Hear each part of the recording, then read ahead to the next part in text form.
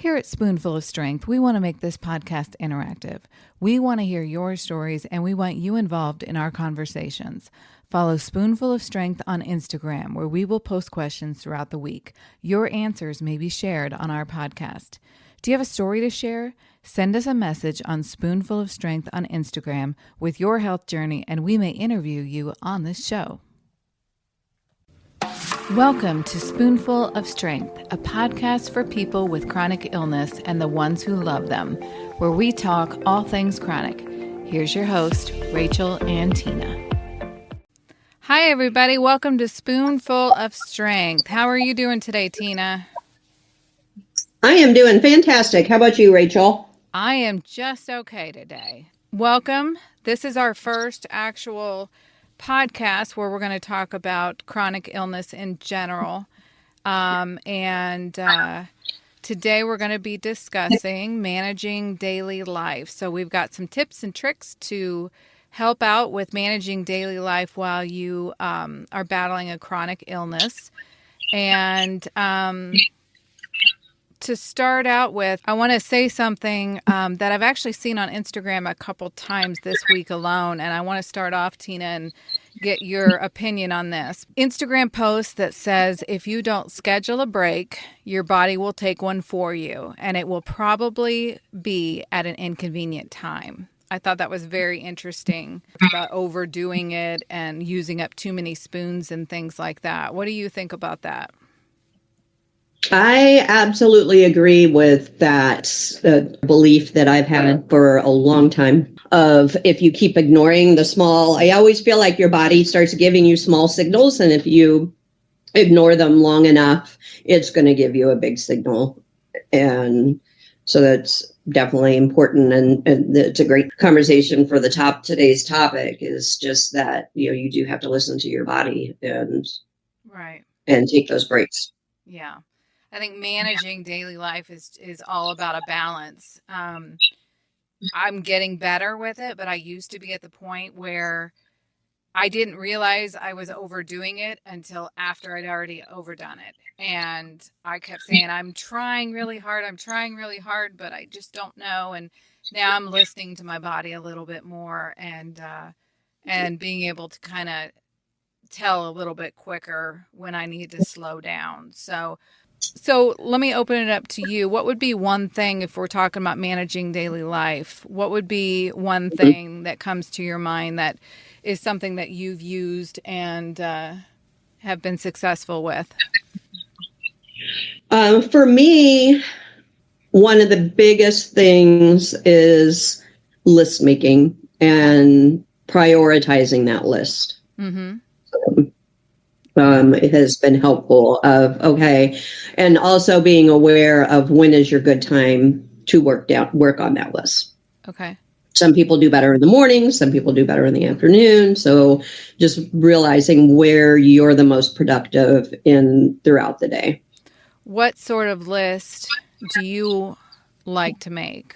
And what's your habit as far as do you do it in the morning, in the evening, but what do you personally do?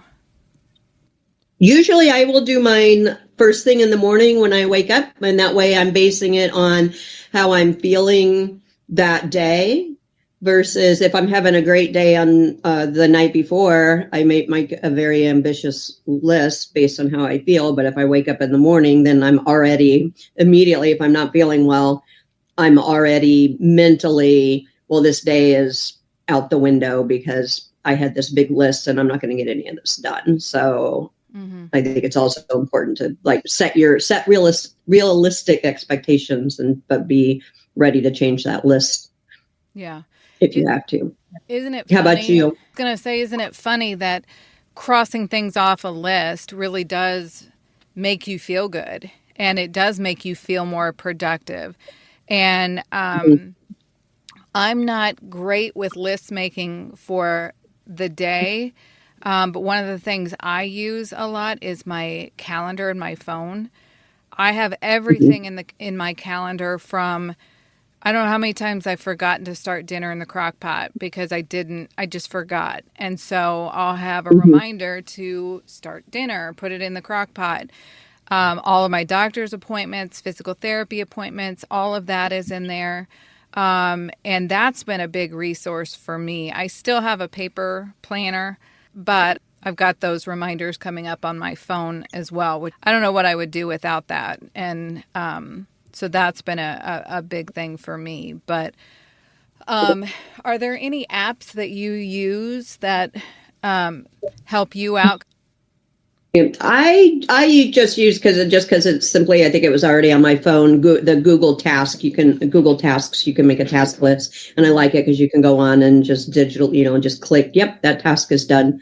So I waffle between that, or I am also a paper, like I'm a notebook person. Like Yeah. if I start getting overwhelmed, I find myself just anxiously looking for like a notepad just to be able to write things down, because I'm like, okay, I need to dump all of this out of my head onto a piece of paper. Sometimes I never even look at that list again. Yeah. Sometimes, yeah, just getting it out helps.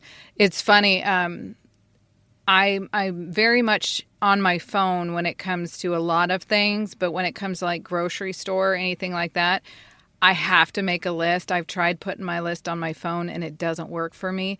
And I was cleaning out my purse the other day and I had at least 20 little tiny pieces of paper, and it all had, banana, salad mix, pork chops, all these Right. things, and that's what works for me. But I think you just have to figure out what works for you. Some people are still, like to have the paper, and some people are completely digital. But I think it's just Right. finding out what works for you. And sometimes I find out if I write it down, I automatically remember it without even needing to look at it, which is Yeah, I noticed that. weird. I could do a whole week worth of grocery list, like a 2-page list that I physically wrote out on a piece of paper. And then I get to the store and realize I left it there. But because I went through that process of writing it down, I can usually remember probably at least 98% of everything that was on that list. Not me. I used to. I haven't tested that in a while though. I have about a 5 second,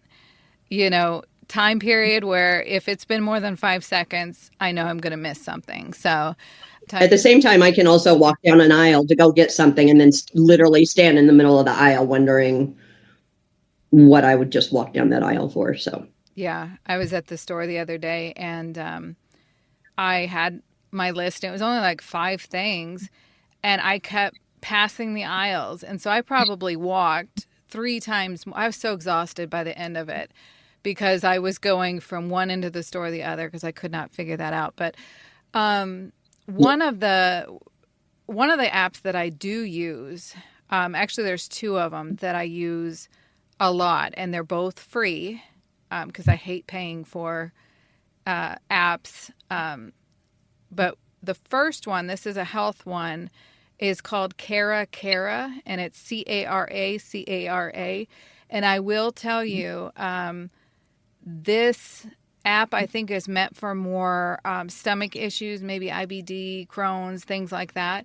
But I've been able to use it. I have stomach issues as well, but it has so much information in this app. You can track food, track your water, track all your stomach pains and your mood, stress. You can put in all your medication, exercise, how much sleep you got, headache, and all of that. But that's a really good way to be able to find triggers in maybe what you're eating, or if you exercise, or if you didn't drink enough water and things like that.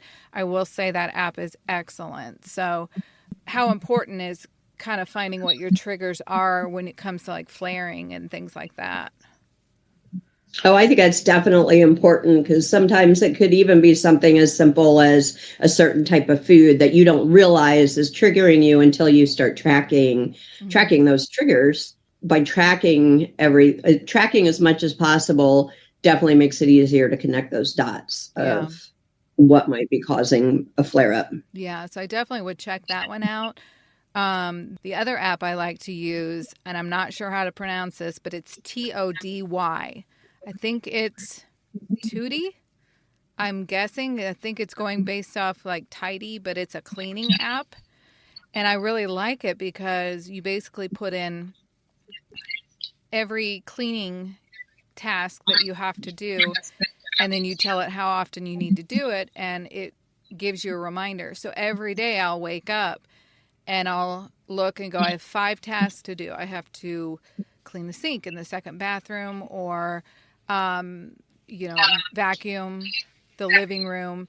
But you look at your house and you go, gosh, I've got so much to do. It breaks it down and just gives you small bites of tasks that when you get those done, as long as you keep on it, then you can keep up with your housework. It's not as overwhelming.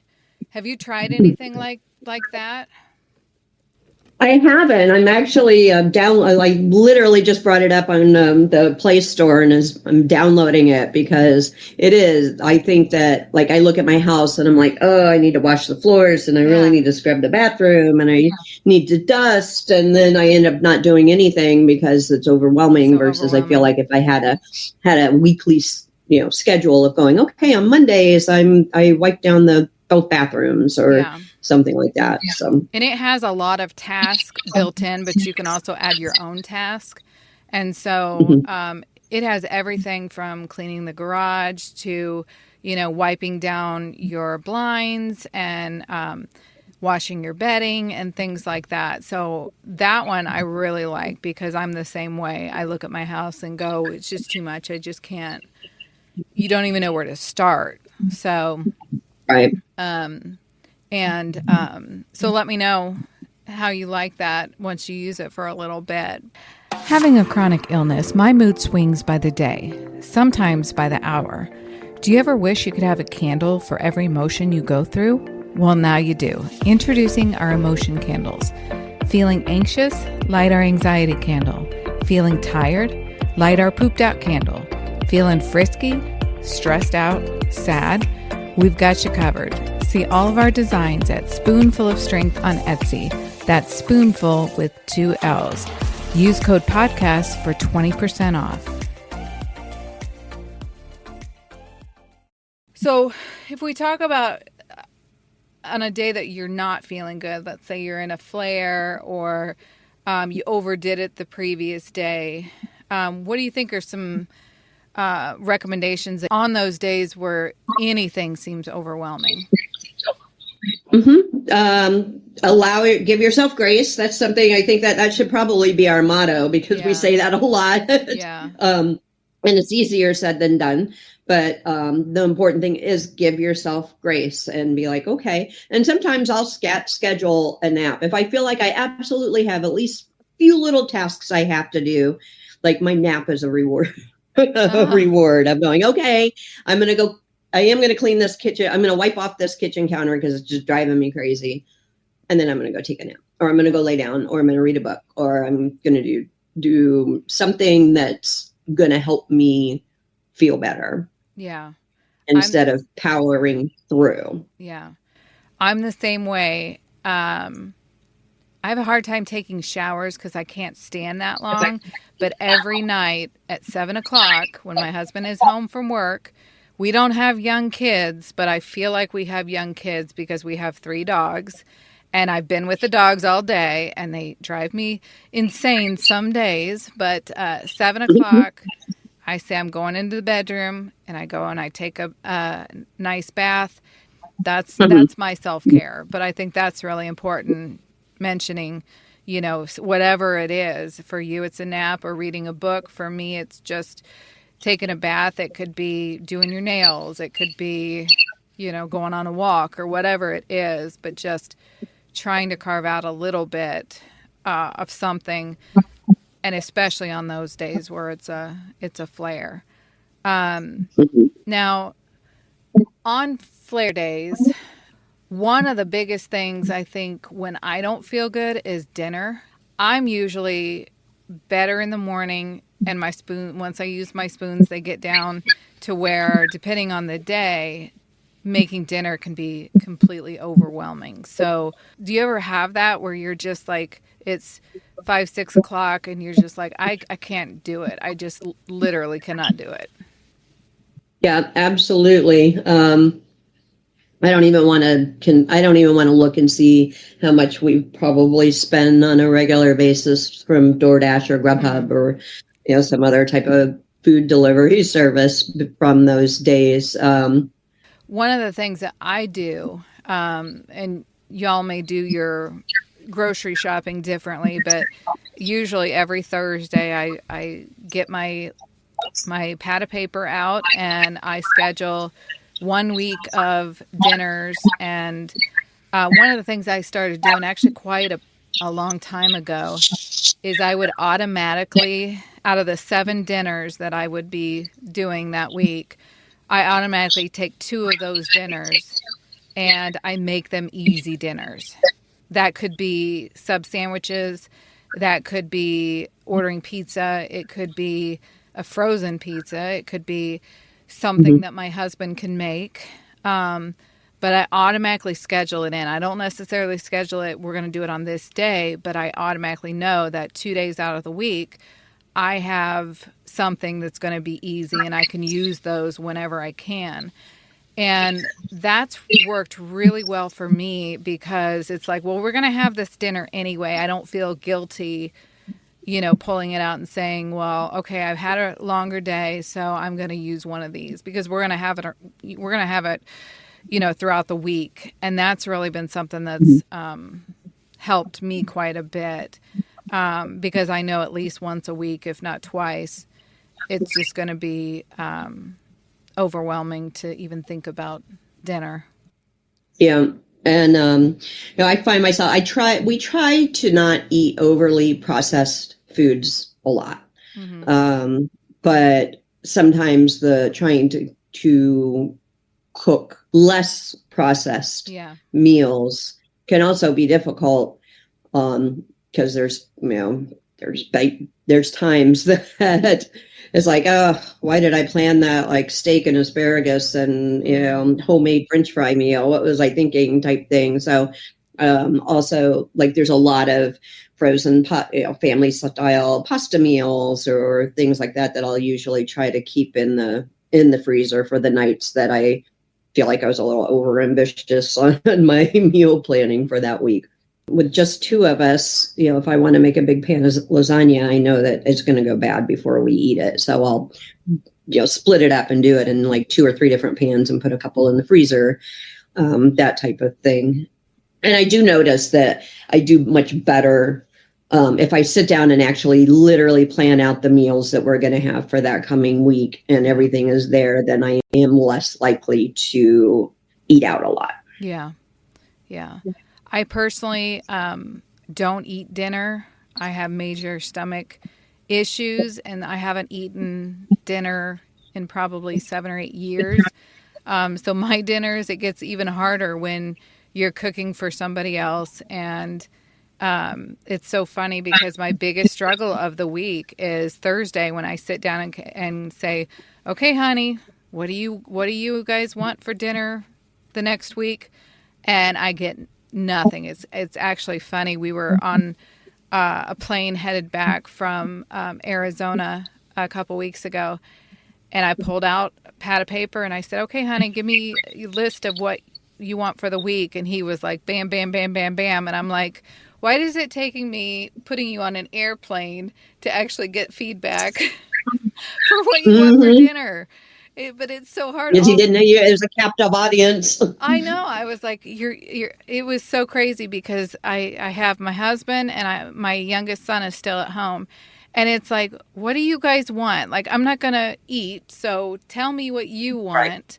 And it's like pulling teeth, I swear. But any of those, I know dinner can be a huge issue when you're not feeling well and it's later in the day. So Right. hopefully, there's a couple things there that you can take from it. But talking a little bit more about those flare days, managing daily life comes with managing daily life in a flare.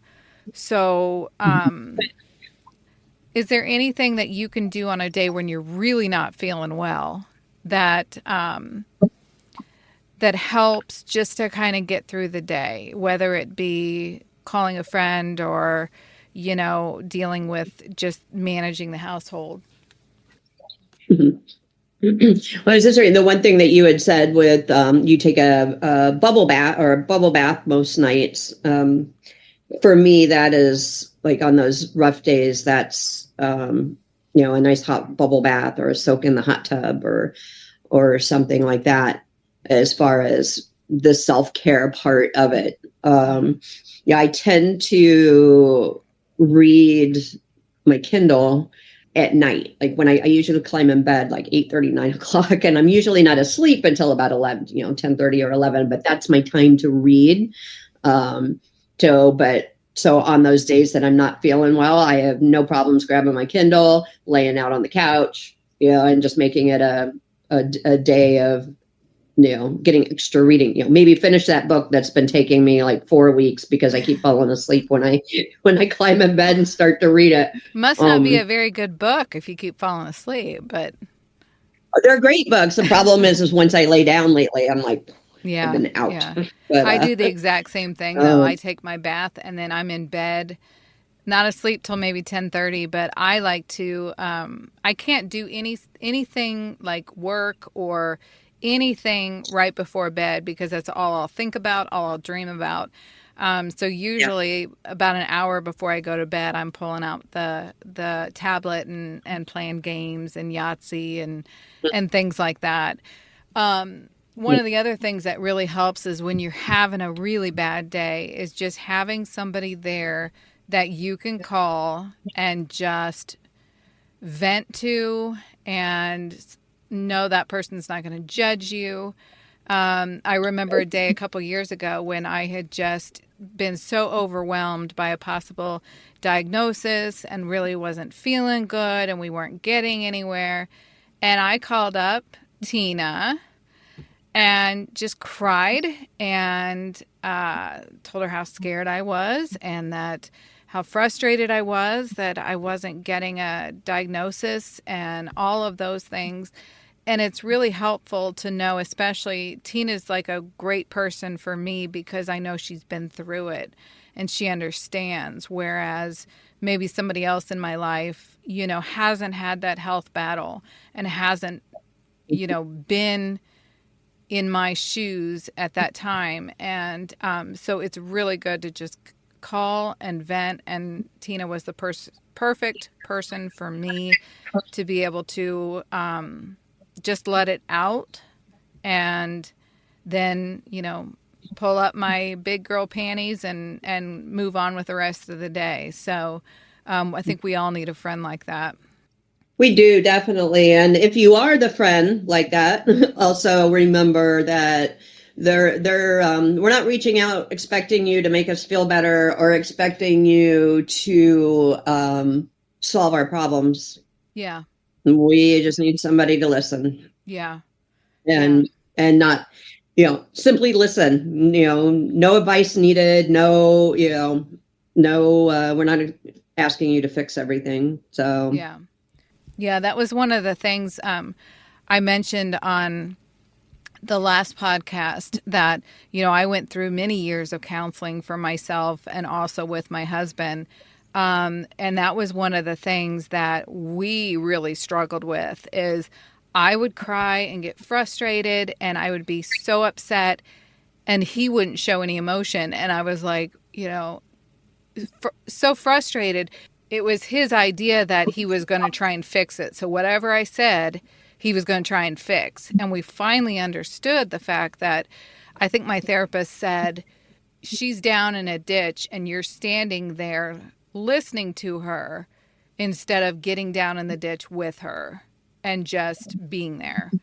And I think if you can Yeah. find a friend that will get down in the ditch and just let you express your feelings and then motivate you to take a big deep breath and keep moving, that's a great friend to have in your corner.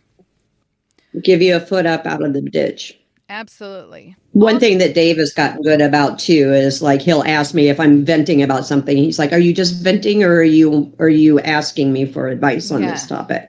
Yep. And he's learned over, but that took me being okay with coming out and going, "I'm not asking you to fix this. I just need you to listen to me." And that happened often enough that now in certain situations he knows when to ask that question. Yeah, that's great. I think that's something my husband and I have talked about as well, is just when you need advice and when you just need to vent. So one of the things that can help is outsourcing some tasks. Now, I know that's hard if your funds are limited and things like that. But one of the things for me that helps, and I've been doing this for about 2 years now, is doing the grocery delivery. And that saves me 2 hours of maybe walking around a grocery store and using up a lot of spoons. Now, I know that the grocery delivery is an expense, and I think Walmart's like $99 a year and Kroger's like $59 a year, but sometimes they will have discounts on things like that. But that's a big one for me, and that has saved me so many steps and so many spoons doing that. I do know that pickup is normally free. And so if you can take advantage of that, if you think about, getting dressed, getting in the car and driving, walking around the store, having to go through the checkout process, putting everything in your car and then getting home and having to do that again, if you can take 75% of that out, then that's been a big time saver for me, as well as just saving those spoons for other things that I might want to do. Tina, when you were going through your cancer treatment, did you ever use anything, whether it be grocery or any other area, anything that you utilized kind of to help with managing your illness? Yeah, absolutely. I'm obviously during chemotherapy, my white blood cells were very, very low. I had a couple of weeks where I couldn't even have my treatment because it was so low. So going out to the grocery stores would also be risky. And so I would do grocery delivery. And like, I know that you mentioned like Walmart, $99 a year, for grocery delivery. But if you go grocery shopping every week, that's only $1.90 a week. Yeah. When you look at the grand scheme of things, and then plus the tip if you have them, for your delivery driver. But yeah, absolutely, I did, and I still do. I unless I just need a couple things, but for my big groceries, I still have them. I'll waffle. Sometimes I'll just do. They shop and I pick up, and other times I have it delivered. Just depends on how I'm feeling and what else I've got going on. Yeah. Because that also is saving you not just for that day of not having to do it, but it's reserving some spoon. Well, not reserving spoons, because it's not like we have a good day and we don't use all our spoons, so we got extra spoons the next day. Unfortunately, it doesn't work that way. Right. But we're not depleting all of our spoons by going grocery shopping when we could have used like one or two, just putting in our grocery order and then putting them away when they get delivered. Yeah. I think I've only done this once, and I think it was when we were moving. But have you ever used like a cleaning service or anything like that? Because I haven't. Yes.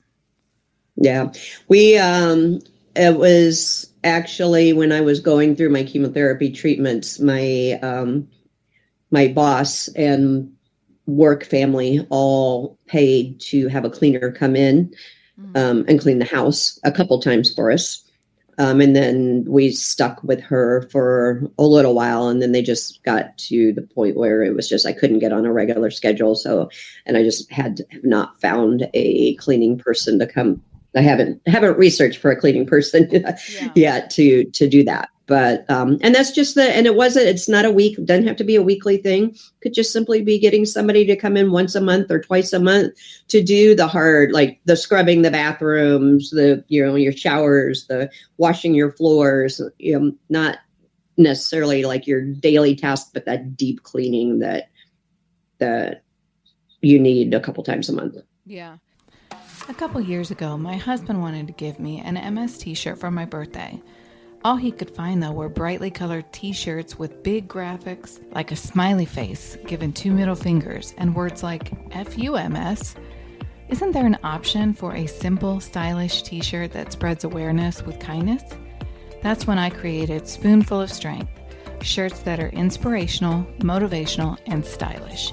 You can find us on Etsy, Instagram, and Facebook at Spoonful of Strength. That's Spoonful with 2 L's. Enter code PODCAST for 20% off anything in the shop. As we're kind of finishing up here, I do want to say that if you haven't followed us on Instagram or Facebook, we're at Spoonful of Strength. Again, Spoonful with 2 L's.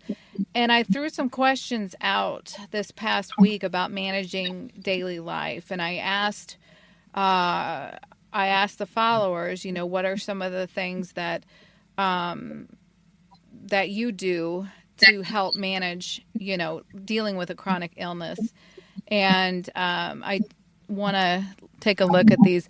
Lil MS Vegan's response was listen to your body. And I think that's a great response of just being in touch with how you're feeling and being able to monitor that and pay attention to that. So I appreciate that response. Also, I have, if you can't say something nice, love that, by the way.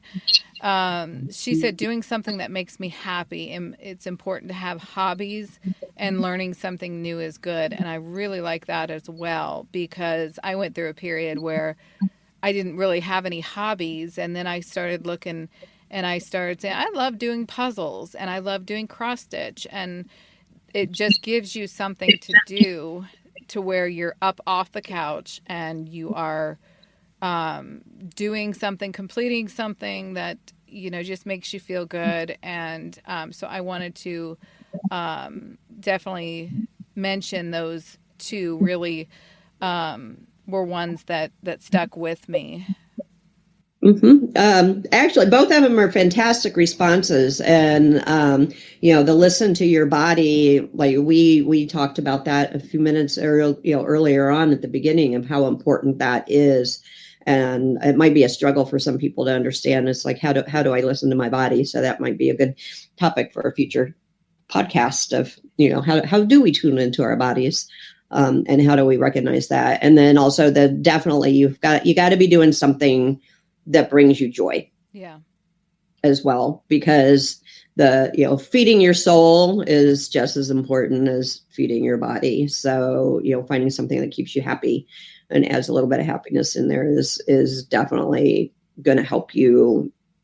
Yeah, it sounds small, but doing a puzzle or something like that gives you something that you can start and complete, and gives you something that you can do that doesn't require a lot of spoons. And so we want to hear more responses. I'm going to be throwing a lot of questions out on Facebook and Instagram.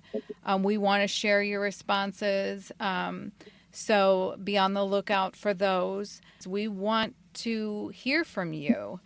And if you want to be on the show, our podcast, or maybe 35, 40 minutes, if you have a half hour out of your time that you can raise awareness for your illness, talk about how you found out about your illness, how you were diagnosed, and things like that. I mean, that would be very helpful to our community, especially somebody who is maybe not diagnosed yet, or somebody who isn't familiar with your illness.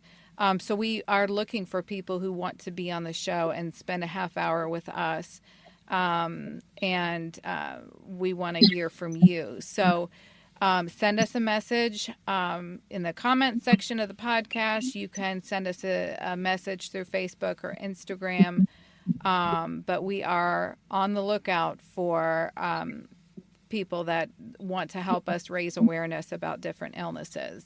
I'd love to hear some feedback from other people that are, how do you manage it? Some tricks and tips. And we would definitely share those tricks and tips on Instagram and Facebook, and as a follow-up to our podcast. So as a reminder, like and follow our podcast is now on Apple, Spotify, Amazon, and iHeart. Make sure that you like and follow our podcast so that you can get notified when we have new episodes. Our next episode is next Tuesday, and we'll be running Tuesday episodes going forward. Please get with us and share your comments, and we'll share your stories as well.